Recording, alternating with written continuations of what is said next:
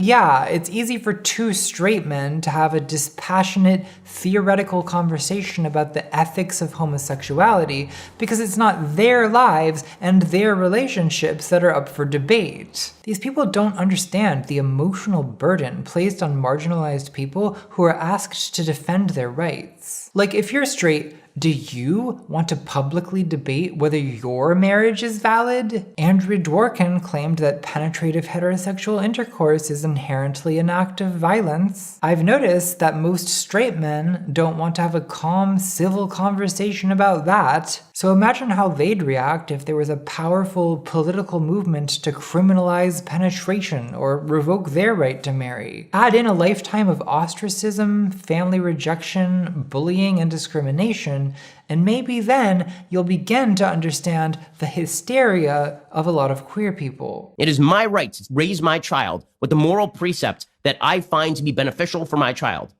Beto O'Rourke does not get to raise my child.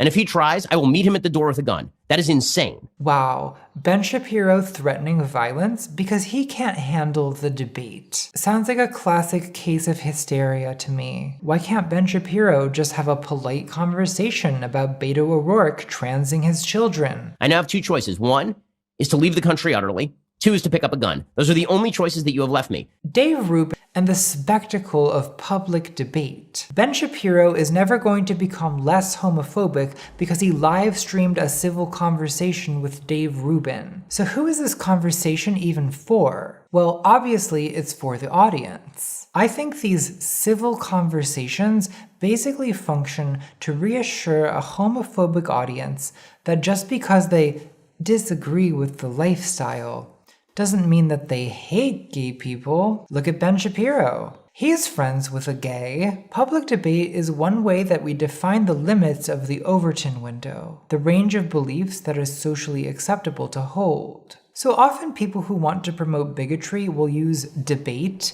as a foot in the door. It's a way of establishing that their prejudices are within the realm of reasonable and socially accepted opinion. Here's obsessive anti-trans bigot Graham Linehan in a fury that a drag queen is on Doctor Who without the British public having a proper debate about these issues. Now, why do we need to have a proper debate about whether drag queens should be allowed on television when drag performance has been a staple of British entertainment since at least the time of Shakespeare? Life is a joke that's just begun. Three little maids from school. Fishy, fishy, fishy, fish. As I am man, my state is desperate for my master's love. As I am woman, now alas the day. Bigots like Graham want a perpetual debate on their own terms because this is how they dignify their pearl clutching. It's how they convince the public that their moral panic about drag queens on TV is actually a valid concern, rather than the tedious, small-minded whining about nothing that it really is. Having the debate on a bigot's terms is not a good way to win people over, unless you're really skilled in the art of humiliating people, which most of the time is what public debate is actually about. This is something that J.K. Rowling doesn't seem to understand. In the Witch Trials of J.K. Rowling, Joro takes a contradictory stance on deplatforming. She brings up right-wing provocateur Milo Yiannopoulos, saying that activists are making a strategic error and giving Milo power by protesting his events, making him look dangerous and sexy. But when trans people try to deplatform TERFs, Rowling characterizes this as silencing. So is deplatforming a strategic error that gives power to your opponent?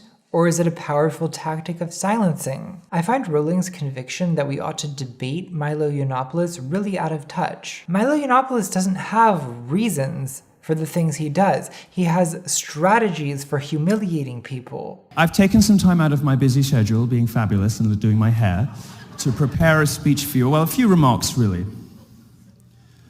Feminism is cancer. Thank you very much. To again quote Ian Danskin, you can't really reason with someone who thinks that feminism is cancer, because you don't reason with cancer, you eradicate it. Rowling objects to the slogan "no debate" in the strongest possible terms. And then we come to the famous two-word slogan, the stock phrase, no debate, no debate, no debate. We hear it all the time. That alarms me, really alarms me. I can't think of a purer instance of authoritarianism than no debate. It's kind of amazing to me that someone could think angry trans people on Twitter are the purest example of authoritarianism. I truly hope that one day I am privileged enough to be capable of such a perspective. Before I move on, I do want to clarify that I do think there are trans issues that are legitimately debatable by people who are not bigots. Dennis has also tweeted that he preferred AIDS to the trans movement. And also, quote, "I will fucking nail you to a wall what you have done to these innocent children. Your mutilation of these little humans because they were gay will be nothing compared to what I to what I will do to you legally. You think you are ghouls, wait till I deal with you, bastard, and I mean to." Dennis? It's time to log off, Gorge. Many anti-feminists over the years have done exactly that. But it's not fair, is it? So why does J.K. Rowling think it's fair to judge the trans movement by the worst things trans people have ever tweeted? I want her to choke on my fat trans dick. And I made excuses for you then. Columnist Michelle Goldberg, who has written sympathetically about transphobic feminism. There's a moment in this interview where Michelle kind of stumbles into an honest observation that I find fascinating. Right. I mean, I think you'll often hear people say, I'm not going to debate my basic humanity. And part of the difficulty is that there are indeed certain issues which we have sort of decided somewhat collectively with some sort of consensus are beyond the realm of debate. And I think that part of what is so difficult about this issue is that there's certain people who think that this kind of consensus can be imposed maybe as opposed to evolve organically. And so they're sort of desperately trying to shore it up in the hopes, I think, that if they can, they will enjoy the same sort of assumed protection as other groups whose rights we've decided are not up for public conversation. I think the problem is that we don't actually have a consensus. So Michelle correctly observes that the reason trans people are often reluctant to debate our rights is that we want the same assumed protections as other groups whose rights liberals have decided are not up for debate. But then, Michelle suggests that trans people have to debate our rights because there isn't a mainstream consensus that we deserve rights. I am really curious to know how Michelle Goldberg thinks that past liberation movements have succeeded. Like, does she think that women's suffrage just evolved organically? Did suffragettes just have calm, civil conversations about whether women are intellectually capable of voting until all the misogynists were rationally persuaded? No, they stood up and demanded their right to vote,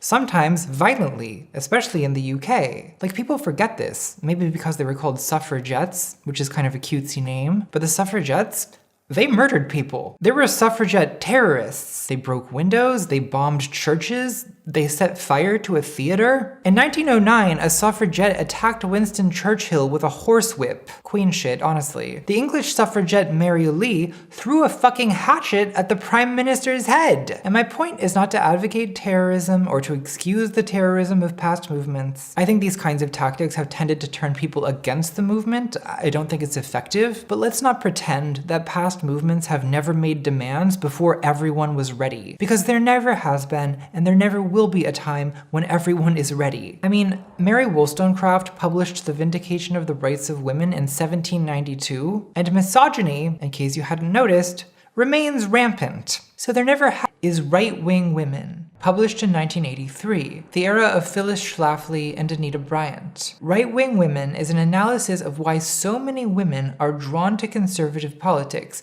seemingly against their own interests. Anyone who's interested in understanding the gender-critical movement, a crypto-reactionary backlash disguising itself as feminism, should read this book. In Dworkin's analysis, the political right makes certain metaphysical and material promises to women that both exploit and quiet some of women's deepest fears. No one can bear to live a meaningless life. Women fight for meaning just as women fight for survival. And conservative politics promises women meaning. The right offers women a simple, fixed, predetermined social, biological, and sexual order. Form conquers chaos. Form banishes confusion. The gender-critical movement offers women a brutally simple understanding of sex and gender. A woman is an adult human female. Right-wing anti-trans activist Posey Parker has made this phrase into the motto of the gender-critical movement. Dworkin says, "Within the frame of male domination, there is a good reason for women to hate homosexuality, both male and female. Women are interchangeable as sex objects. Women are slightly less disposable as mothers. The only dignity and value women get is as mothers. Having children is the one social contribution credited to women. It is the bedrock of women's social worth. Without childbearing, women know they have nothing. Homosexuality for women means having nothing. It means extinction." Substitute transgenderism for homosexuality, and you'll understand the gender-critical movement. J.K. Rowling's definition of woman is this. The woman is the producer of the large gametes. The producer of the large gametes. Rowling says her primary concern about young trans men is the loss of fertility. Homosexuality, its rise in public visibility, attempts to socially legitimize or protect it, makes women expendable. The one thing women can do and be valued for will no longer be valued. Male homosexuality is especially terrifying because it suggests a world without women altogether, a world in which women are extinct. This exact fear appears frequently in gender-critical rhetoric. Trans activists are erasing women. They're erasing biological sex. They're going to call us pregnant people. Confused girls are being robbed of their precious fertility. Trans women are going to replace biological women. As a woman, I feel threatened because biological men are aggressively replacing women. You will not replace us! Sometimes this paranoia ramps up to the point of obsession, and the results can be dazzling. Where is Maya's husband? I know she has one. Isn't raising children supposed to be a mutual project? No one should have to feel this alone raising children. That is a valid concern. Oh my god, we actually found one. It's like finding El Dorado. A valid concern. A valid concern. Isn't what's going on here that Maya is taking legitimate feelings of being overburdened and underappreciated and displacing those feelings onto transgender people? This is exactly how the gender critical movement recruits, by providing a scapegoat to frustrated women. It's not your husband's neglect, it's not the increasing atomization of society, it's not the indignities of aging, it's Tala, the non-binary alien, with its dungarees and smug aura of gender neutrality. Mumsnet is the hub of the resistance to non-binary cartoons. It's too much, these people are too much. Okay, we have to be serious now. The political right also promises women safety and security. For women, the world is a very dangerous place. The right acknowledges the reality of danger, the validity of fear. The right then manipulates the fear. Women fear and resent male violence, which they're most likely to experience from the men closest to them. Boyfriends, husbands, and fathers. They're most likely to be killed by sexual partners. But the need to survive in a male-dominated society means that women's legitimate fears and resentments often cannot be directed at the men with power. Inevitably, this causes women to take the rage and contempt they feel for the men who actually abuse them, those close to them, and project it onto others, those far away, foreign, or different. And this displacement of rage is just transparently what's going on with J.K. Rowling. In her essay about sex and gender issues, Rowling speculates that trans men are transitioning to be the son her father wanted. I really felt the rejection of my father, and that is one of the things that maybe leads someone going into homosexuality. And she describes the lingering trauma from her first violent marriage. The marriage at this point has turned very violent and very controlling. And that, she says, is why she decided to speak out against the transgender movement. If you try to understand this rationally, it looks like a total non sequitur. But if you look at it emotionally, there's a kind of logic to it. The existence of the dangerous outsider always functions for women simultaneously as deception, diversion, painkiller, and threat. Women cling to irrational hatreds focused particularly on the unfamiliar, so that they will not murder their fathers, husbands, sons, brothers, lovers, the men with whom they are intimate, those who do hurt them. In the 1970s, many conservative women displaced this rage onto lesbians, the threatening outsider of the day. Dworkin attended the National Women's Conference in 1977, where she spoke to a lot of women about their fear of lesbians. Right-wing women consistently spoke to me about lesbians as if lesbians were rapists, certified committers of sexual assault against women and girls. To them, the lesbian was inherently monstrous, experienced almost as a demonic sexual force hovering closer and closer. She was the dangerous intruder, encroaching, threatening by her very presence a sexual order that cannot bear scrutiny or withstand challenge. It's almost surreal to read this because of how precisely it describes how gender criticals talk about trans women. Pronouns are like Rohypnol. They dull your defenses. They change your inhibitions. They're meant to. Now, it's true that trans-exclusionary radical feminism began as an offshoot of far-left lesbian separatism, with academic feminist Janice Raymond writing in 1979 that transsexualism should be morally mandated out of existence. But the gender-critical movement was always destined to become a right-wing movement, because it has the structure of a right-wing movement, taking women's fear and rage toward familiar men and displacing it onto an unfamiliar outsider. The momentum behind this is just too ripe an opportunity for conservatives to pass up. As Dworkin says, because women so displace their rage, they are easily controlled and manipulated haters. Women require symbols of danger that justify their fear.